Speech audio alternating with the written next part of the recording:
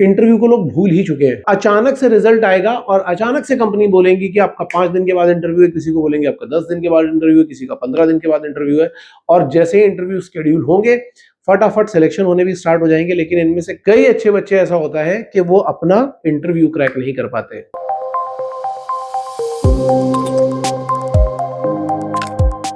Hello dear students, कई सारे बच्चों के साथ में ऐसा होता है कि जब वो अगस्त बैच की प्रिपरेशन कर रहे होते हैं और अपना स्पॉन्सरशिप का इंटरव्यू क्लियर नहीं कर पाते और फिर उनको क्या करना पड़ता है, 6 महीने का वेट करना पड़ता है। अब देखो है क्या यार, अभी भी रिजल्ट नहीं आया है और अभी ये भी नहीं पता कि कब तक रिजल्ट आएगा। जितना जल्दी आया उतना अच्छा है। लेकिन क्या हो रहा है कि रिजल्ट एक्चुअल में 10 से 12 दिन तो डिले हो ही चुका है और 10 से 12 दिन तक बच्चों ने एकदम बढ़िया यूट्यूब और इंस्टाग्राम और रील और शॉर्ट्स में अपना अच्छा टाइम खोया है। इंटरव्यू को लोग भूल ही चुके हैं। अचानक से रिजल्ट आएगा और अचानक से कंपनी बोलेंगी कि आपका 5 दिन के बाद इंटरव्यू है, किसी को बोलेंगे आपका 10 दिन के बाद इंटरव्यू है, किसी का 15 दिन के बाद इंटरव्यू है। और जैसे ही इंटरव्यू शेड्यूल होंगे फटाफट सिलेक्शन होने भी स्टार्ट हो जाएंगे। लेकिन इनमें से कई अच्छे बच्चे ऐसा होता है कि वो अपना इंटरव्यू क्रैक नहीं कर पाते, जबकि उनके पास रैंक या पीसीएम या दोनों भी अच्छे होते हैं, लेकिन फिर भी वो इंटरव्यू क्लियर नहीं कर पाते। तो और यह हो सकता है अभी आप में से कईयों के साथ ऐसा हो चुका हो। तो आज हम यही बात करने वाले हैं कि जो इंटरव्यू आप क्रैक नहीं कर पा रहे हो, इसके पीछे के जो 3 सबसे बड़े रीजंस हैं वो क्या क्या है। लेकिन उन 3 सबसे बड़े रीजंस को, मतलब जो अभी मैं बता रहा हूं, आप उसको वीडियो के एंड में भी जाकर के देख सकते हो। उन 3 सबसे बड़े रीजंस को खत्म करने का तरीका मैं अभी आपके साथ में शेयर करूंगा। बट हमारी प्लेलिस्ट में जाकर के आप देखना, इंटरव्यू की एक प्लेलिस्ट पड़ी हुई है जिसमें हमने बहुत सारे मॉक इंटरव्यूज डाले हैं। कुछ अच्छे भी हैं, कुछ खराब भी हैं, कुछ लोगों ने उसमें उल्टी सीधी कमेंट्री भी करी है। लेकिन मैं आपको सजेस्ट करूंगा कि आप जाकर के सीखो कि एक बच्चा जब खराब इंटरव्यू दे रहा होता है तो उसमें क्या प्रॉब्लम्स होती हैं, नोट डाउन करो। और जब अच्छा इंटरव्यू दे रहा होता है तब उसमें क्या अच्छाइयां होती है। ऐसे देखोगे कि इंटरव्यू में रिजेक्ट होने के लिए क्या क्या चीजें होती हैं, बहुत सारी चीजें होती हैं। लेकिन हम जिनकी बात करेंगे वो 3 चीजें हैं जो हम एक एक करके डिस्कस करेंगे। सो अब हम डिस्कस करेंगे सबसे पहली चीज जिसके ऊपर इंटरव्यूअर आपको रिजेक्ट कर सकता है, और वो है आपका फर्स्ट इंप्रेशन। एक कहावत है कि first impression is last impression. हालांकि ये कहावत पूरी तरीके से सच नहीं है, क्योंकि फर्स्ट इंप्रेशन लास्ट इंप्रेशन नहीं होता। लेकिन फर्स्ट इंप्रेशन का भी अपना बहुत इंपॉर्टेंट रोल होता है इंटरव्यू में, क्योंकि इंटरव्यूअर आपको सबसे पहले आपके लुक से ही जज करता है। जब आप जा रहे होते हो तब आपकी नॉलेज से जज करता है। तो इसके लिए आपके लुक्स मतलब, लुक्स कहने का मतलब ये है कि आपका हेयर कट, क्योंकि वो ये नहीं देखता कि हाँ भाई ये कितना सुंदर दिखाई पड़ रहा है।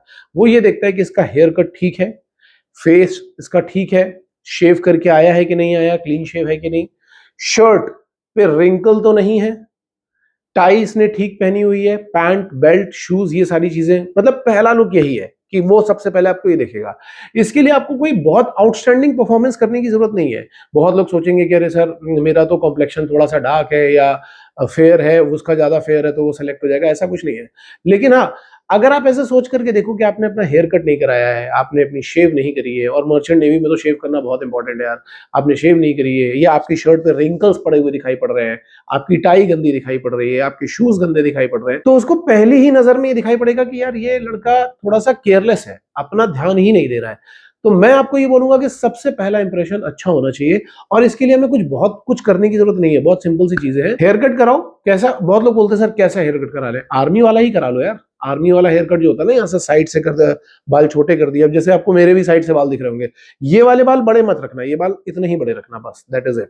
तो ये हेयर कट बिल्कुल ठीक लगता है। अपना चेहरा अच्छी तरीके से धो करके जाओ, ठीक है। शर्ट बिल्कुल अच्छी होनी चाहिए, क्लीन होनी चाहिए, रिंकल नहीं होनी चाहिए, रिंकल फ्री शर्ट होनी चाहिए।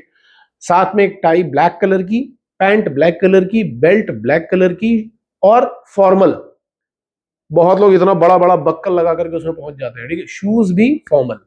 तो अगर आप ऐसे भी जा रहे हो ना, ये डिसेंट लुक है, इसमें कुछ बहुत ज्यादा आउटस्टैंडिंग परफॉर्म करने की नहीं जरूरत है। ये बिल्कुल डिसेंट लुक है, आपको पहला चीज ये करना चाहिए। अब बात करेंगे यार दूसरे पॉइंट की, और दूसरा पॉइंट पता है क्या है? दूसरा पॉइंट है बहुत इंपॉर्टेंट पॉइंट है, इसको बोलते हैं कॉन्फिडेंस। कई सारे बच्चे बोलते हैं कि सर हमारे अंदर कॉन्फिडेंस नहीं है, हमारे अंदर कॉन्फिडेंस नहीं है। इंटरव्यूअर ये देखना चाहता है कि इस बच्चे के अंदर कॉन्फिडेंस है या नहीं है। अब कॉन्फिडेंस वो देखेगा कहाँ कहाँ पे? आपके बोलने के तरीके पे। आपसे कुछ नॉन टेक्निकल क्वेश्चन पूछे जाएंगे, कुछ टेक्निकल क्वेश्चन पूछे जाएंगे, ठीक है। तो वो ये देखता है कि ये अपने बारे में, जैसे बहुत लोगों के साथ में क्या होता है, बोलेंगे इंट्रोड्यूस योरसेल्फ, क्योंकि रट्टा मारा होता है तो फटाफट फटाफट बता देते हैं, why do you want to join merchant navy, रट्टा मारा फटाफट बता देंगे। लेकिन जैसे ही कोई सिचुएशन बेस्ड क्वेश्चन दे दिया, उसी में वो बेचारे फंस जाते हैं और फिर उसके बीच में उनका सारे फिलर्स आने शुरू हो जाते हैं। तो आप पहली बात तो ये समझो, क्योंकि आपकी कम्युनिकेशन लैंग्वेज है इंग्लिश, हिंदी में इंटरव्यू नहीं हो रहे हैं, इंग्लिश में ही हो रहे हैं, तो आपका इंग्लिश पे एक अच्छा कमांड होना जरूरी है। अगर आपका इंग्लिश में कमांड नहीं है तो उसके लिए आपको रिहर्सल करनी पड़ेगी, आपको बुक रीड करनी पड़ेगी, अपनी रीडिंग स्पीड बढ़ानी पड़ेगी, अपनी वोकैबुलरी बढ़ानी पड़ेगी। आपको बेसिकली अपने आप को एक्सप्रेस करना आना चाहिए। वहां पे आपका जो फेशियल एक्सप्रेशन है वहां पे वो ठीक रहना चाहिए, उस पे कोई ऐसी शिकन नहीं दिखानी पड़नी चाहिए, एंग्जाइटी, वरी, ऐसी चीजें नहीं दिखाई, डिप्रेशन नहीं दिखाई पड़ना चाहिए। ठीक है, तो उसके लिए आप, ऐसा तो होगा नहीं कि डे वन पे सारी चीजें हो जाएंगी। कॉन्फिडेंस अगर आपको जनरेट करना है तो पहले, अगर आपकी कम्युनिकेशन स्किल बहुत अच्छी है, आप बचपन से इंग्लिश मीडियम में ही पढ़ते चले आ रहे हो, तो लैंग्वेज का कोई प्रॉब्लम आने वाला नहीं है। ठीक है, लेकिन अगर नहीं है, आप हिंदी मीडियम से हो या किसी और मीडियम से हो, और या आप इंग्लिश मीडियम से हो लेकिन आप इंग्लिश नहीं बोल रहे थे, तो आपको फिर इसके ऊपर काम करने की जरूरत है, क्योंकि सबसे पहला कॉन्फिडेंस कहां से आता है? बोलने से। कई बार क्या होता है कि आपसे इंटरव्यूअर क्वेश्चन पूछेगा, पहले आप उसको हिंदी में सोचोगे, फिर उसको इंग्लिश में कन्वर्ट करोगे, इतनी देर में आपका टाइम निकल जाएगा, और फिर आप जैसे ही टाइम निकला तो आप प्रेशर में आ जाते हो, वहीं पे डिप्रेशन स्टार्ट हो जाता है, वहीं पे लोग ब्लैंक आउट करना स्टार्ट करते हैं कि अरे यार मैं तो ये बता नहीं पाया। जब तक वो दूसरा क्वेश्चन बोल रहा है तब तक फिर तुम उसी लूप में फंसे हुए हो, अब मैं फिर से नहीं बता पाया। वहां पे इंटरव्यू खराब होते हैं सबसे ज्यादा। तो चाहे वो टेक्निकल क्वेश्चन पूछ रहा हो या नॉन टेक्निकल क्वेश्चन पूछ रहा हो, दोनों ही कंडीशन में, कई बच्चों के साथ पता है क्या होता है, उनका फिजिक्स बहुत स्ट्रांग होता है, सारी डेफिनेशंस पता है, तो जब उनसे वो चीजें पूछी जाती हैं तो वो टेक्निकल तो बहुत कॉन्फिडेंस से बता देते हैं, लेकिन नॉन टेक्निकल खराब करके आ जाते हैं। तो मैं आपको ये सजेस्ट करूंगा कि इसको ठीक करने का बहुत सिंपल सा तरीका है, वो है रिहर्सल्स। और इसीलिए हम लोग यहाँ पे मॉक इंटरव्यूज रखते हैं, वो भी ऑफलाइन मॉक इंटरव्यूज रखते हैं, क्योंकि ऑफलाइन मॉक इंटरव्यू में अच्छे अच्छे बच्चे जब आते हैं ना, तो पहली बार जैसे वो मेरे पास इंटरव्यू देने आएगा तो एक प्रेशर होता है कि अरे ये तो सीनियर है, इनको काफी ज्यादा नॉलेज है, ये तो कहीं मुझे फंसा ना दे, या अगर मैंने बोल भी दिया कि हाँ मैं तुम्हें फंसा दूंगा, पहले ही बोल दिया, तो वो अपने आप प्रेशर लेना शुरू हो जाता है। और यही सेम प्रेशर आपको इंटरव्यू में भी फेस करना होता है। मैं आपको सजेस्ट करूंगा कि जितना ज्यादा रिहर्सल कर सकते हो करो, और मैंने इसीलिए आपको इंटरव्यू की जो प्लेलिस्ट है वो बताई, ताकि आप देख सको कि जो खराब इंटरव्यू दे रहा है वो कॉन्फिडेंस में कहाँ गड़बड़ कर रहा है, और जो अच्छा इंटरव्यू दे रहा है उसका कॉन्फिडेंस लेवल इतना हाई क्यों है। ठीक है, तो ये दूसरी चीज है कॉन्फिडेंस, जिसके बेसिस पे वो आपको जज करते हैं। अब हम बात करते हैं तीसरे पॉइंट की, जो है नॉलेज। नॉलेज बहुत ही ज्यादा इंपॉर्टेंट फैक्टर है, क्योंकि कई बार नॉलेज से भी कॉन्फिडेंस बिल्डअप हो जाता है। ठीक है, कई बार एक रिहर्सल तो है ही है, लेकिन नॉलेज भी, अगर आपको पता ही नहीं कि इस क्वेश्चन का आंसर क्या देना है, तो आपका कॉन्फिडेंस बिल्डअप नहीं हो पाएगा। हाँ, ऐसा भी हो सकता है कि पता है कि आंसर क्या देना है, लेकिन फिर भी कई लोग कॉन्फिडेंट नहीं होते हैं, वो थोड़ा सा डर रहे होते हैं, वो लेकिन रिहर्सल से चला जाता है। अब नॉलेज, किस चीज की नॉलेज चाहिए आपको?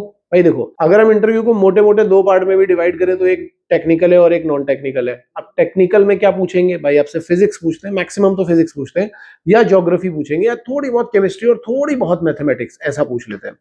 तो फिजिक्स की नॉलेज होनी बहुत जरूरी है। इंटरव्यू के क्वेश्चन अगर आपके पास नहीं होंगे तो आप हमारे नंबर पे कांटेक्ट करिए और हम आपको इंटरव्यू के क्वेश्चन शेयर कर देंगे, जो जनरल सब जगह पर पूछे जाते हैं। एक ऐसी लिस्ट हम आपके साथ में शेयर कर देंगे कि आपको क्वेश्चंस मिल जाएंगे। आपको करना क्या, उन क्वेश्चंस को अच्छी तरीके से पढ़ना है, और सिर्फ रट्टा नहीं मारना है।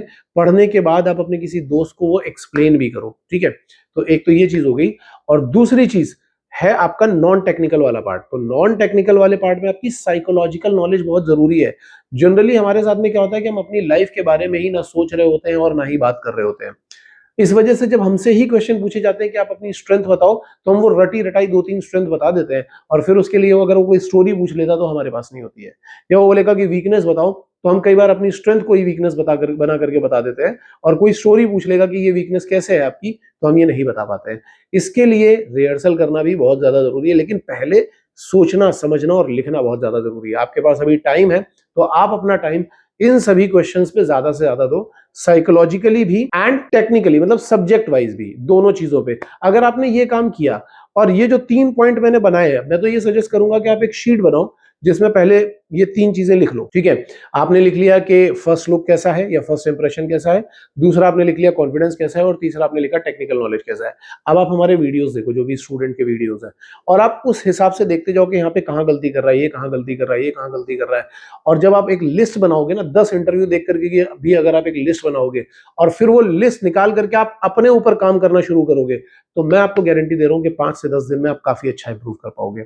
उम्मीद है आपके लिए वीडियो काफी हेल्पफुल होगा। अगर होगा तो शेयर जरूर करना, और अगर आपको भी इंटरव्यू क्वेश्चंस चाहिए हैं तो मैं एक काम करूंगा, मैं गूगल फॉर्म डाल दूंगा। गूगल फॉर्म पे आप अपना नाम और सारी चीजें, सारी डिटेल्स फिल कर देना, और वहां से आपको इंटरव्यू क्वेश्चन मिल जाएंगे। All the best guys.